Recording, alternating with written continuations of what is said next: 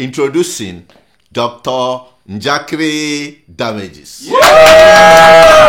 Welcome to the show. My name is Dr. Damages. We're coming to you from the greatest city in the world.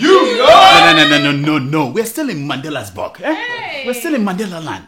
Now, the great Mandela is going to be buried tomorrow in his hometown. Yeah. I know. Last week, I told you that presidents and queens were doing everything to outdo each other in paying tributes to Mandela. This week, we saw them carpooling, plane pulling, all to get to South Africa. 91 heads of states were there. On his way to South Africa, Obama picked up all the living U.S. former presidents who could still come down from Air Force One on their own. Wow. On his part, the British Prime Minister, he picked up all the retired Prime Ministers of Britain, including John Major, my man. Yes. Now, the old man, President George Herbert Bush, you know, the senior Bush. Yeah, he sent his regrets. He said that he could not make it due to old age. He wanted to come and apologize physically to South Africans for refusing to impose sanctions on apartheid South Africa when he was at the White House with Ronald Reagan. Yes, you remember that time? And the Queen of England, Queen Elizabeth II, she also sent her apology. In the apology, she said that she hoped that more heads of states will come to her burial than those that went to Mandela's. Wow. She's worried. Now, did you all see what happened on Tuesday when the memorial was going on and the leaders came together? Did you all see that? Yes. No, not that man. Take off that man. Not that man. I don't mean that. I'm talking about that handshake that changed the world. Yes. Now, that is what is called capital punishment in America. You are allowed to embrace the devil. You can keep guns and roses in your house, but you do not shake the hand of a Castro. Any Castro. Wow. You need purification before you return to America. Wow. So imagine the kind of punishment expected when the man who committed such a crime lives in the White House. So right there, Obama was in trouble. It didn't matter that he gave a very great speech. Watch. And we know he shared with millions of black and colored South Africans the anger born of 1,000 slights, 1,000 indignities, 1,000 unremembered moments, a desire to fight the system that imprisoned my people, he said. But like other early giants of the ANC, the Sisulus and the Tambos,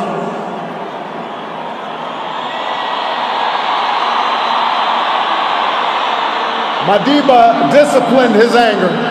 Yes. He did that without a teleprompter, I must add. Which is wonderful. Yeah. Wow. If that was all, everything would have been forgiven in the spirit of Nelson Mandela. But then Obama finally poo-pooed right inside the church. Oh, man. You had me right. He was caught on camera taking a selfie. Selfie. You know what they call selfie? Yes. Yeah. Hey, it's not just any selfie. A selfie with a blonde. Look at it. Wow. I bet you heard that Obama has been sleeping in the doghouse in the basement of the White House. Michelle, Obama's wife, did not find that selfie thing funny. That blonde between Obama and the British Prime Minister, David Cameron, spoiled Michelle's day. And it showed on her face. Yes. Yeah. By the way, that woman is the Danish Prime Minister. Yes, I guess I live in the wrong country. Anyway, many people who live outside the United States may not understand why Michelle was so pissed off. Nothing makes an African American woman mad as seeing a successful black man hanging out with a white woman. And the kind of white woman that black women cannot stand are the blonde type. Hey. Yes, the blonde type like this one. And this one. And this one. I was told, yes, let me repeat this because I don't want your emails. I was told that these blondes, they do things that anything that black men ask them to do. I have never experienced it. I was told. Now, that is what I call Christmas. Merry Christmas. In fact, that is what I want for Christmas. It did not take time before Michelle Obama found her way between Obama and that woman. You know, that look on Michelle's face is called wait until we get home face. Like, wait until we get home.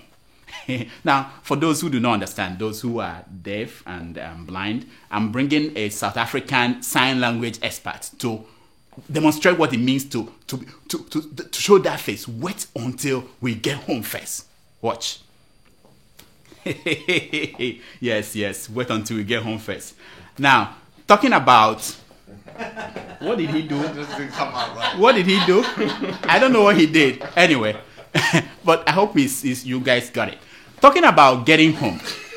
All through the year, I was doing everything to be the Time Magazine Man of the Year. I was doing everything to be Time Magazine Man of the Year. I guess I have to stop now. Time Magazine chose the next best man, Pope Francis. Yes, our favorite Pope made it. Time Magazine chose him for his humble approach to his job. A man with one lung. Congrats. A former bouncer at a nightclub who became a priest after his girlfriend dumped him. Now what? Now, the same thing would have happened to me if Ngozi had agreed to be my girlfriend. But she dumped me before she became my girlfriend. Now what? Now, that was when I wrote that song for Feliz Liberty called Oh God. What? You know, I was so heartbroken. Anyway, I digressed. So I got a thank you letter from Time Magazine people. They were thanking me for keeping the Pope in the news. Wow. They said I was instrumental in their choice of Pope Francis as the man of the year. Nice. Now, please show the letter to them. No, what is wrong with this man? Not that letter now. This one is Obasanjo's letter to Jonathan. Show the letter that Time Magazine wrote to me. Anyway, but now that you've shown this letter, maybe we should talk about it. Let's talk about Obasanjo's letter. What do you think? Yeah, so let's start from the very, very beginning. So world leaders got a secret memo to come to Nelson Mandela's memorial with all the living heads of states of their respective countries. Those that do not wear diapers, they were very specific that we don't want people that wear diapers. So only those that do not wear diapers. That's so mean. Now, President Jonathan got the memo too, but he did not go to South Africa with any of our 7 former living heads of states. Wow. Do you know why? Why? He had received this letter from Obasanjo days before. In fact, there were signs that something was amiss all the while. It is seen in the way the former military president, Ibrahim Babangida, came out to talk about Nelson Mandela. Watch him. I think he's the best example of what leadership is all about. The man said, I think he is the best example of what leadership is all about, says Babangida. Wow. The evil genius. Babangida, you think, you are still thinking about it. When will you be sure? That's a sign of good leadership. Exactly. Is it when people start performing miracle with Mandela's name? When will you be sure? Now Anyway, let's hear more of Babangida, what he had to say about Mandela. Watch. He has conviction and the moral courage. He had the moral standards all. No, please, stop that man. Stop him. What did he say? That Mandela had conviction and moral courage and had moral standing. This is coming from the mouth of the Sisi who annulled the June 12th election. Hey, Sisi. Out of fear that his boys might kill him. The little-hearted Sisi who could not stand Delegi were telling him what was wrong with the country he was running. This same sweet tooth who could not account for $12 billion that came from Gulf War windfall. Anyway, go back. Let's hear more of Marina IBB. And to get another Mandela, I believe it will take 100 years. Did you hear what he said? To get another Mandela, I believe it will take 100 years. He's right about that one. But there is a part that was not shown in this clip. That was when he said, even though it will take 100 years to get another Mandela, 10 Babangidas are born every second in Nigeria. Now, let us forget about Babangida. He is past tense. In fact, in the immortal words of Olusegun Obasanjo, it is already too late for Babangida. But Nigerian President Goodluck Jonathan also spoke about Nelson Mandela. Here is President Jonathan recommending what Africans should do when he spoke to Al Jazeera. Watch. What we can all do is to make sure that we all fight against the vices that Mandela fought for. What? Yes. He said, what we can all do is to make sure that we all fight against the vices that Mandela fought for. What? Oh, yeah. If you're confused, you're not alone. What? At a memorial service in Abuja before he left for South Africa, President Jonathan spoke eloquently about Nelson Mandela. Did I just use eloquent and Jonathan in the same sentence? Wow. Now, wow. Thank God, because if he was not that memorial, he was not on the program in South Africa. Now, watch him again. If you compare Nelson Mandela and quite a number of leaders across our continent, Africa, very few people, even at the age of 81, will feel they are too old to continue. Did you hear what he said? If you compare Nelson Mandela and quite a number of leaders across Africa, very few people will let a minister who spent $1.6 million on 2 cars to remain in office when millions of their citizens live on $2 a day. Wow. He said very few leaders will watch a video of one of their richest men in their country giving bribe to a lawmaker and do nothing about that.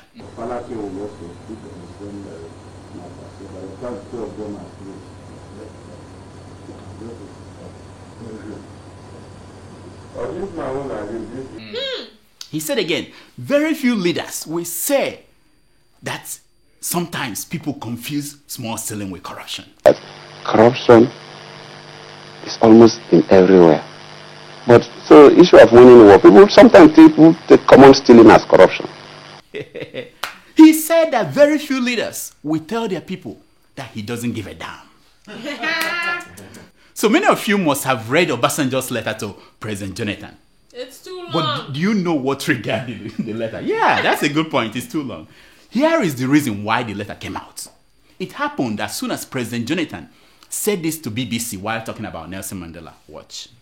Nelson Mandela is very different. And even after leaving office, he was a statesman, worked with incumbent heads of states to make sure that South Africa is governed properly. He did not get into the enterprise of attack and criticisms, sometimes associated with some other former leaders. Yes. I will translate what he said the way Obasanjo understood it. He said, unlike Mandela, some ex-leaders just sit their ugly butts at home and write useless letters. That was it. That was how Obasanjo understood what Jonathan was saying. Wow. And boom, and boom, he released that letter. Just like that. But what is the conflict about? What is it? Do you ask yourself, what is this conflict between Jonathan and Obasanjo about? I don't know. We don't know. Many people don't know. But let's hear Jonathan explain what is going on. Listen to him. This is when he was talking to French TV channel 24. Listen. But the stumbling block is this crisis, these conflicts that are used worthless, and sometimes the people that are used for the conflicts don't even know what they are doing. Yes. He said that these conflicts are worthless. Sometimes the people that are used in the conflict do not know anything they are doing. Like Reuben Abati, like Dokubo, like you. So former President Olusegun Obasanjo could not take it any longer, and he did what old people do. Instead of going on Twitter to show a gun placed in his pants, he fired a letter to President Goodluck Jonathan. Now, in the letter, Obasanjo listed 10 top reasons why Jonathan has failed. Number 1, still Odua. Yeah. Number 2, still Odua. Yeah. Number 3, still Odua. Correct. Number 4, still Odua. That is correct. Number 5, still Odua. Number 6, still Odua. Also correct. Number 7, still Odua. Number 8, still Odua. Number 9, still Odua. Very correct. Number 10, still Odua. Very correct. A+. I tell you, things are moving too fast for me in Nigeria. I had not recovered from the fact that Governor Rotimi Amaechi released over the missing billions in excess crude accounts when the Speaker of the House of Rep vomited. Jonathan's body language, the Speaker said, encourages corruption. Now, when did Nigerians start studying body language? I said, oh my God, the only body language I understand is that one that Jonathan gives out when he shakes the hand of a beautiful woman. And I will demonstrate like this. and he said, if you think I am meek and gentle, meet me in the bed and you will know a tiger that I am. Now, for those of you who are blind and deaf, I'm going to bring my South African sign language expert to explain what that demonstrates it for you. That he's demonstrating. If you think I am meek and gentle, wait until you meet me in the bed and see what a tiger I am in action. I hope you got it. All right.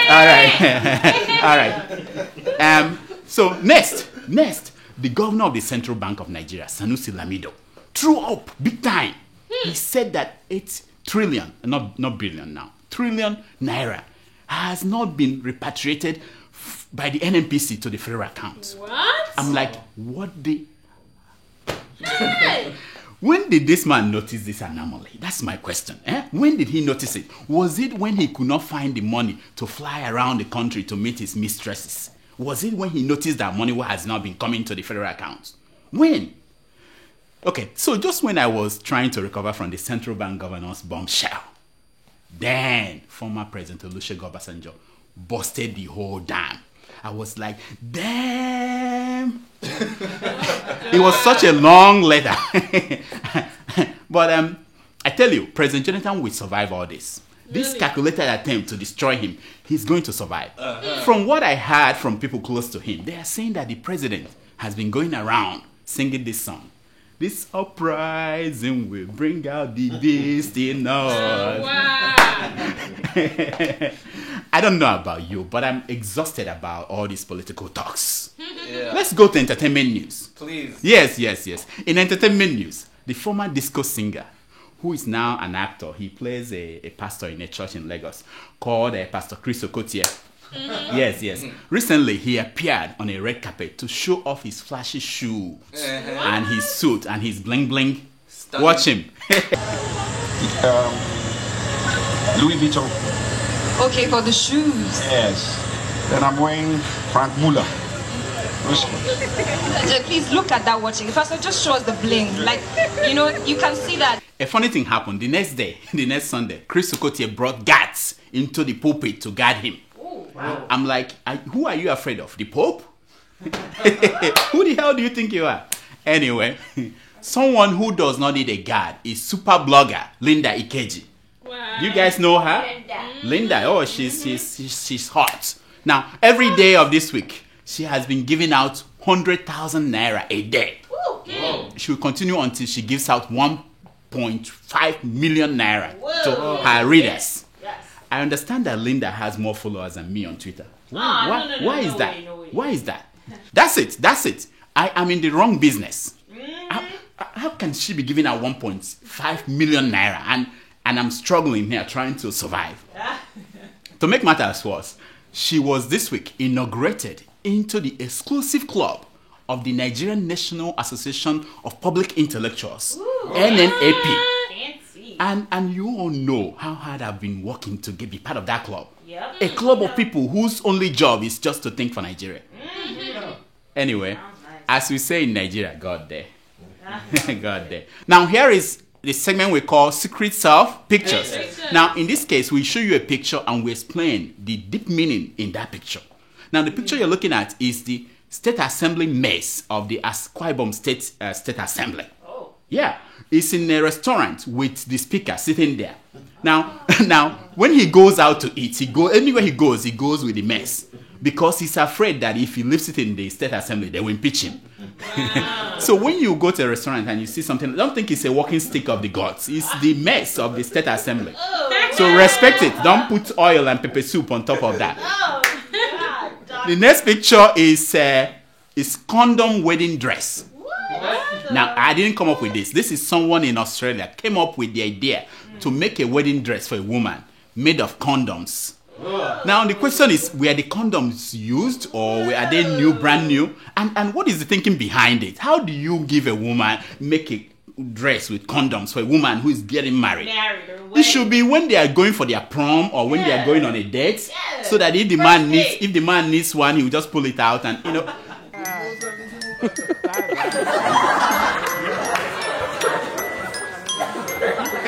It's time for your email.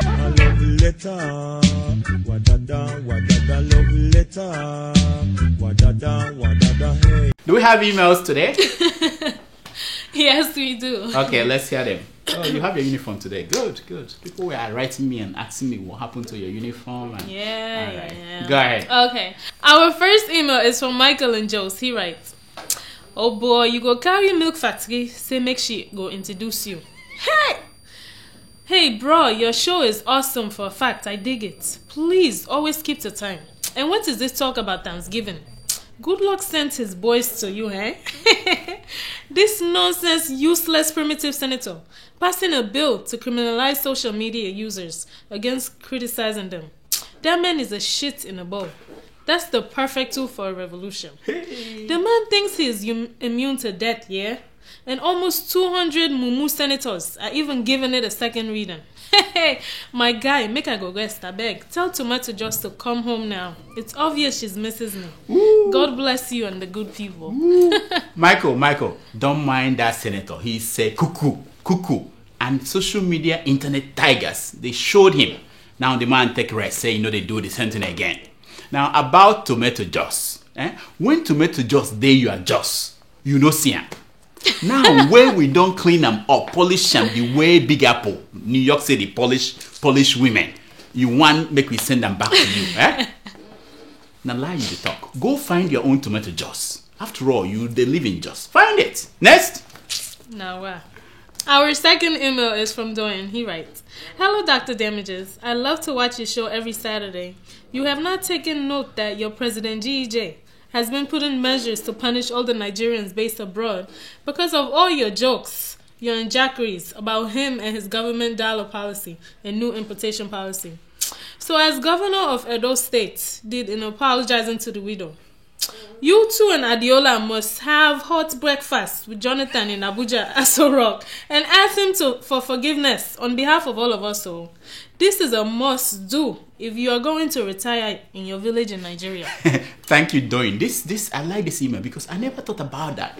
Now, Adiola and I are sending this Christmas card to President Jonathan. Yes, no, seriously. In it, we are apologizing for our youthful indiscretions. We are asking him to allow Nigerians abroad like you to import Tokumbo cars without paying duties, just like Stella Odua did. Yeah? If he says no, we will be forced to write him a 18-page letter. My fear is that he won't finish that letter until his time is finished in office. So don't worry, we are taking care of that. Next.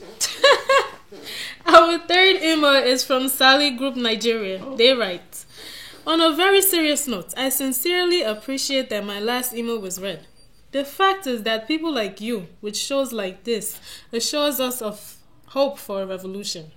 Dr. Damages, I believe corruption is a goddess that has been brought by nations like Nigeria to their knees. Wow. The only way is to plunge the